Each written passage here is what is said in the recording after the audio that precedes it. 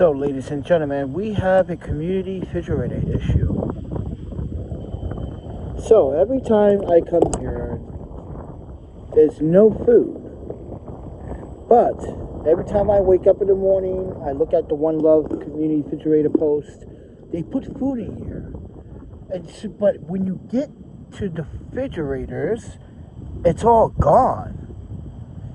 And this is what I was saying to you earlier, that there are people out here taking food unnecessarily, either selling for profits, which we have seen on 14th Street between First Avenue and Avenue A, sometimes in Union Square, or people just wasting food. This is why one of the community refrigerators, not One Love, but the community refrigerator used to be in front of Lot Radio, was removed. Because people would donate, even I donate, even One Love have donated to that fridge. And the food just get mishandled every single time.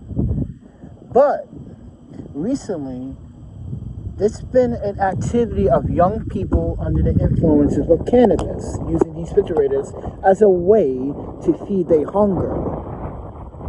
This is for people that do not have any financial backing to put food on their table. This is not for your munchies or your private endeavors when it comes down to using hopefully lawful cannabis usage. So, this is why we also have a community fridge issue, because it's also young people coming to these refrigerators and using this as a way to feed their hunger.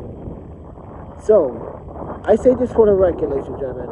We've been coming back and forth here every single day, and not once in the last 15 days we were able to actually see donations, because we see it online.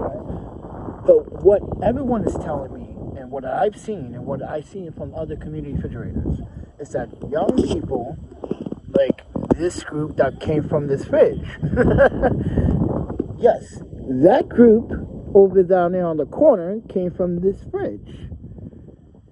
And I'm saying to myself, but they smoking right now. See, they smoking the cannabis. This is why I'm bringing this up. Why are young young people, Generation Z, whoever's using cannabis for consumption, this is for people that do not have the financial needs to put food on their table. This is not for your personal hunger use. If you got money to spend on cannabis, then have money to eat. If you can't control your hunger, then you don't have self-control over cannabis. Don't use it. But don't use this refrigerator as a way to escape your hunger. This is to help people get fed. And this is why we don't have the refrigerators full anymore. So, One Love is doing a great job, because we have the refrigerators in Seattle too. But New York, I noticed, and a lot of people have noticed, and I just witnessed that group coming from this fridge. And I'm saying to myself, like, wow. So, and mind you, this is not the first, second, third, fifth. I've been seeing this quite often now. So now they know this might be free food now. See, but One Love doesn't donate junk food. We donate fresh, access, healthy food.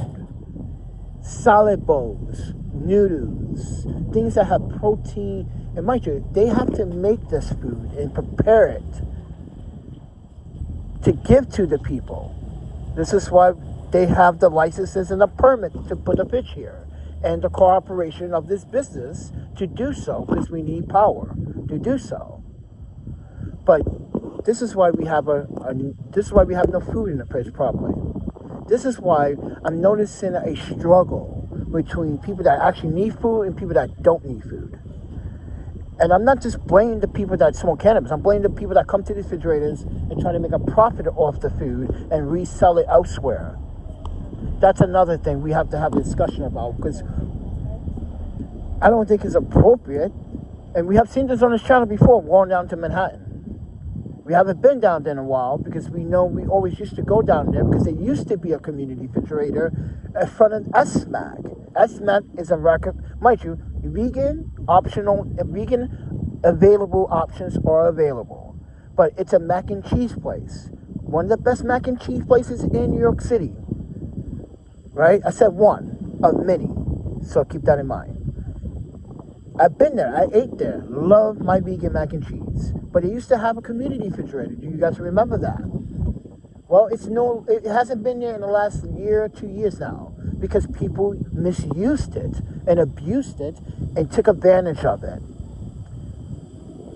So, with that said, everyone, as someone that was just looking for some substance himself, because I'm tight on money, I'm broke. I have no money to spend right now, and financials is really, really tight right now. So, yeah, and community, mind you, traveling back and forth to community refrigerators is just a nuisance too, because that tires you. That also could trigger your mental health. But we came back for the reason that we are staying at the hostel at the moment, but there's no food there either, because people eat their food now. Or the fact that, like, some people, it may vary, that they may have extras, they may donate. But I remember when the hostel was so friendly, people would donate their food or leave the extras. Now people just take it with them. So, but I just want to share that, like, there is a problem with our community refrigerators here in New York City. And I'm noticing a lot of gray areas where it's not the community's fault or the organization's fault.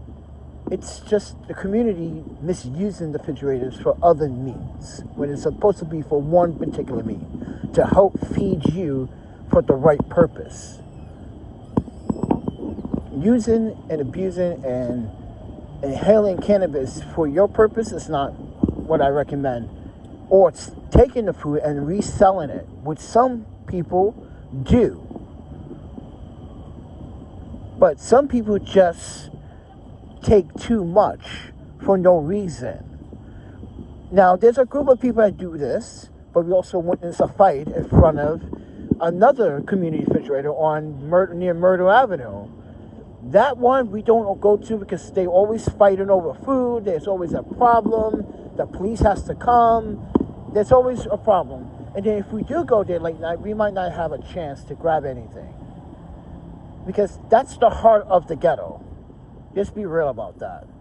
It's the heart of the ghetto where people struggle the most. And you don't think food is going to stay in that fridge? No, that food, as soon as someone put food in that fridge, it's immediately gone right there. Boom, gone, snatch. It's mine. Can't get it back. So, remind you, ladies and gentlemen, support your neighborhood pantries, support your community, volunteer for a pantry, help distribute food. Do not waste food. And I want to talk to the 501c3 organizations in New York City. A lot of you waste food for no reason. As soon as you get food, you should automatically give that stuff out right away ASAP. If you don't have freezers for it, please, you have options and you have the flexibility to let distributors know that we do not have refrigerators to substantially keep things cold. Some organizations might have freezers, some might not. So keep that in mind when you do receive food. Please note that, like, you have an option to say we don't want to receive any meats, just canned goods, vegetables, daily substance that you can use. If they want meat products or anything like that, they should go to another facility. But here's the thing about that in New York City. And it's always on a Thursday that you can go to a facility and you can only, now they're doing this. Now, you're only allowed to take one item per person. You can't take like one or two or three. No, you're only allowed to take one item. That means if you go to a food pantry or some place like, let's say, what's that other place here in Brooklyn? Because ladies and gentlemen, that place is like a line. You'd be waiting for about an hour and a half for food, maybe. It depends how long that line is. It could go for as long as 3 blocks. Yes, that's how many people are looking for subsistence. People are looking for food everywhere. They don't care how to get it. This is why the mayor's plan to open free, it's not even free. It's $30 million supermarkets because taxpayers are going to pay for it. That's what taxpayers wanted, right? You want your cheaper alternative of supermarket or free supermarket, right? Okay, guess what? It's going to cost $30 million. But what the mayor is doing with the placement of these markets doesn't make sense. You're placing these in areas that already have competition of markets. You should put it in places that do not have markets nearby, which is hard, mind you. There are a lot of places in Brooklyn and Queens that people have to drive to go grocery shopping or take the bus to go grocery shopping. Why is this mayor not putting his idea in these areas? Why is he so fixated on putting in areas where there's already too much competition for this to fail? Because it will fail. DC did this, Kansas City, a lot of other cities tried this and it did not work. The government even tried this at one point, and it did not work. So, but there's something similar to this. So active military men and women that are serving our country now get access to, mind you, a veteran e-commerce store, just like a market. It's a market, but they get their groceries at a discount price. So the government has made this work, essentially for one reason, for our veterans or our active military men and women that are serving. If you guys don't know about this, you should. Everybody should have known about this when whoever has served. This was like the secret golden weapon. And you should know about it if you had someone that was in the military in your family.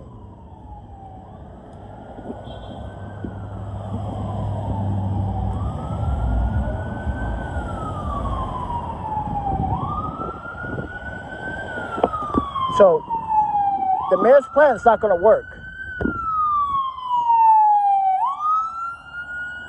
And let's ask the people, do you want to spend $30 million? I don't think so. I really don't think you want to spend $30 million to build, much of just one. Just to build one.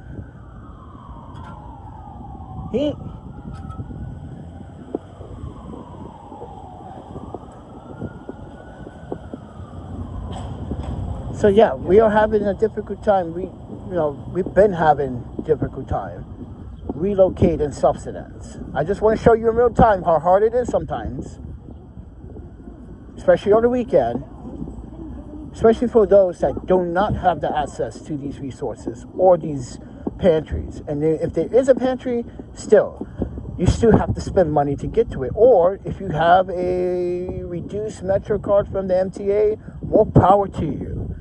But reality is still got to spend money to get to where you need to be.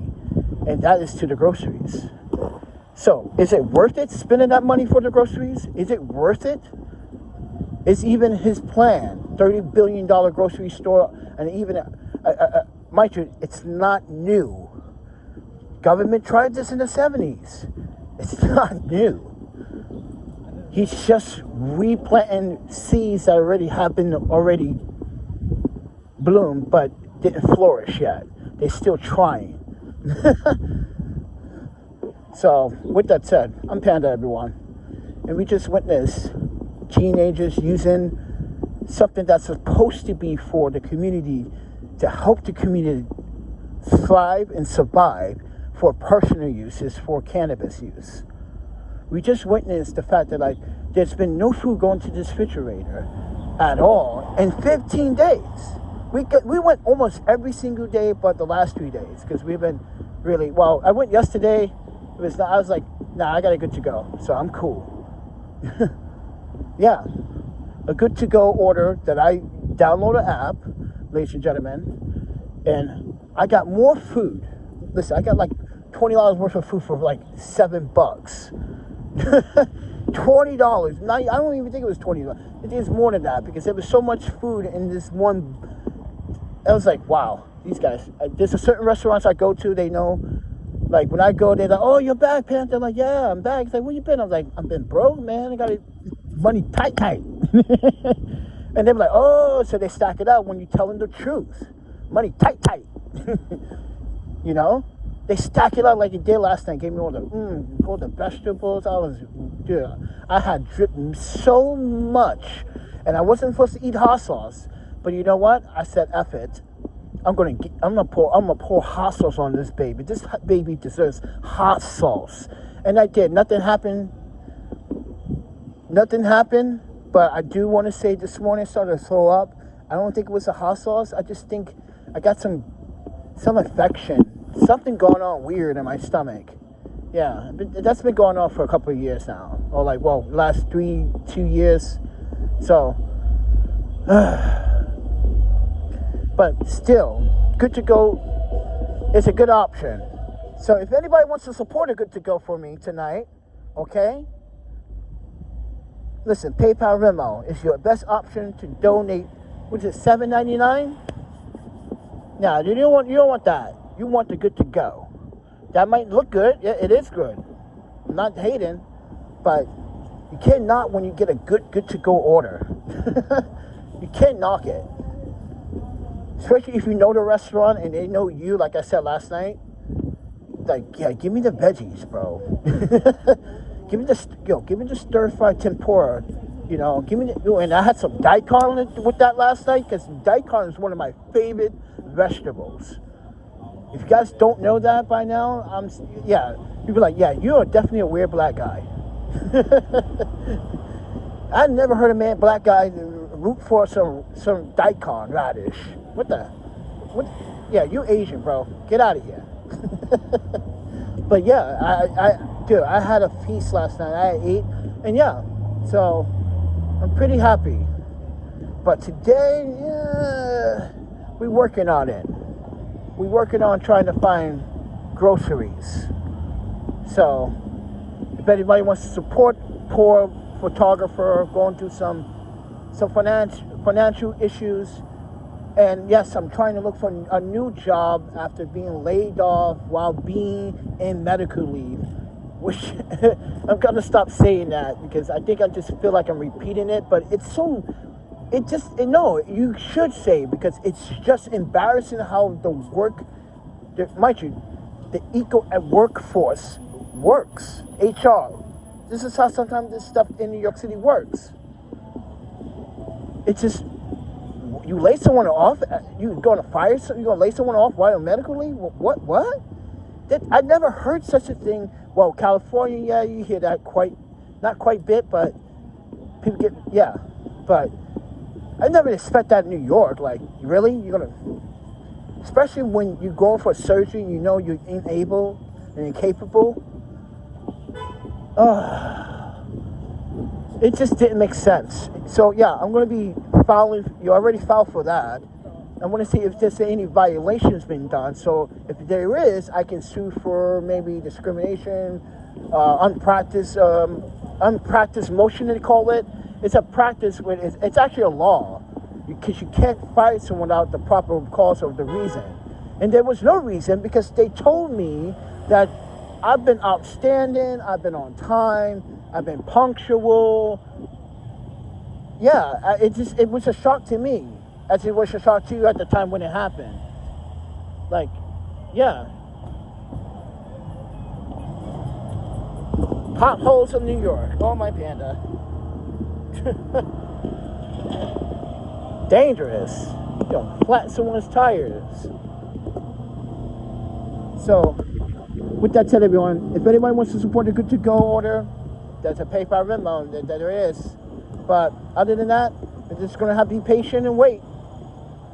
It's gonna have to we're gonna have to walk around and babysit. Because if I go upstairs, I'm gonna fall asleep.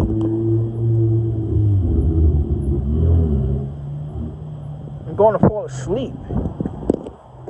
I should take a day nap, like the doctor said. Day naps are good, but yesterday I took more than a day nap.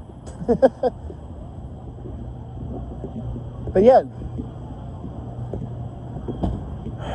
just going to have to be patient. Just wanted to update you folks. And in real time in New York City, this is East Williamsburg, not Bushwick. I lived there too much. I know this neighborhood too long.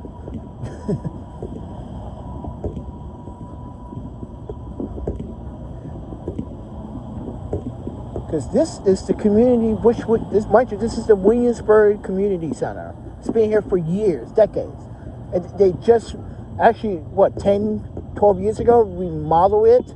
It looks better in the front. It used to look like, ugh. Oh, you should see what it used to look like back in the day. It's just like, ugh. Does that look like a shelter, or is that a center or a shelter? Yeah.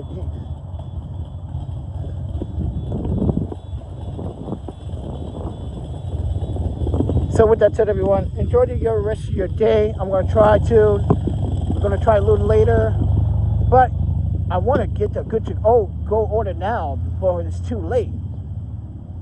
That's the thing about good to go orders. You got to get it now before it's too late, because there's only limited spots.